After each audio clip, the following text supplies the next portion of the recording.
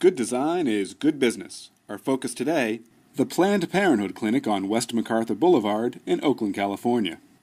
On a recent visit, we asked Diane Harrison, President and CEO of Planned Parenthood Golden Gate, why she selected Fougeron Architecture for this design project, as the firm is not known for its healthcare work. What's interesting for me is that we could have hired an architect that was, sort of a public health kind of person, but I didn't want the gray and blue walls, and I didn't want, people feeling like they were walking into Alameda County. I want them to know that they're walking into Planned Parenthood, a place that really cares about them totally and holistically, including what the clinic site looks like. And Fougeron told us that her firm not being focused exclusively on healthcare might have been an advantage in this project. We'd never done some healthcare before we got involved with Planned Parenthood, but what that meant is that we were willing to kind of challenge the kind of normative ideas that followed healthcare, and we didn't have any of those ideas. Frankly, we were naive maybe, and that helped actually, because we said, okay, we know what needs to happen, what needs to be done, what can we do, and how can we bring a completely set of fresh eyes to this, and that worked. I mean, we have always gotten the clinic licensed. We've never had a problem with licensing, which is absolutely essential, of course, and that's a very restrictive process.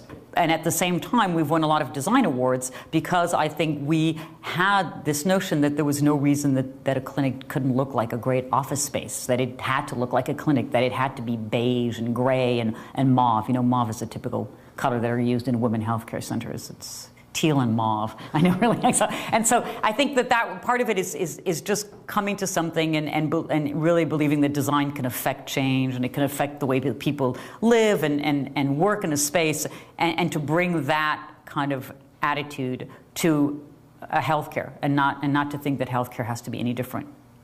What's one of the design challenges that is perhaps somewhat unique to a healthcare clinic? Flooring seems to be a big part of it.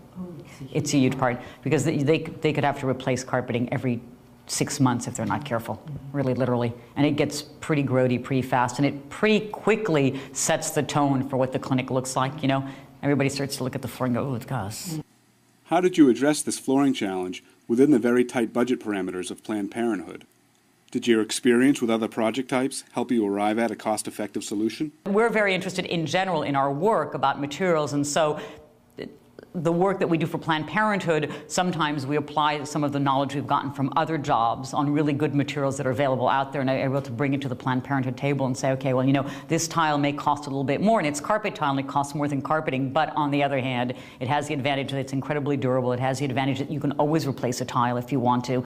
Diane, what has been the impact of the design on your clients? The design experience has really created an environment where, very many women in our community have never experienced, actually.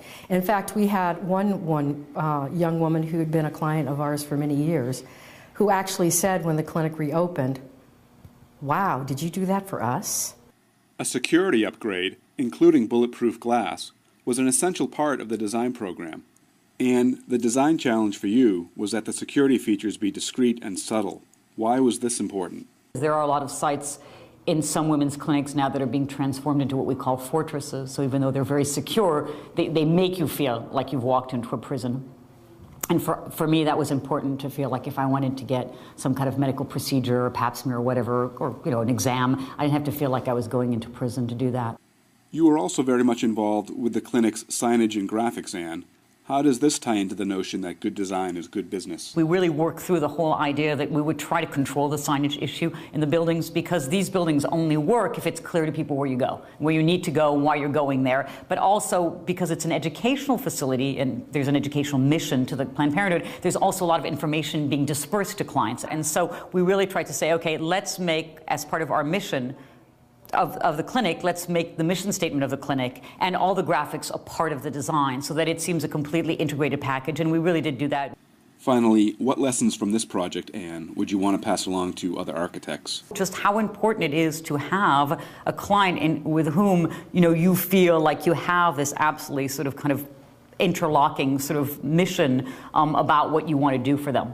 And what they'll accept, and then if you do that, then there really is nothing that you can't do.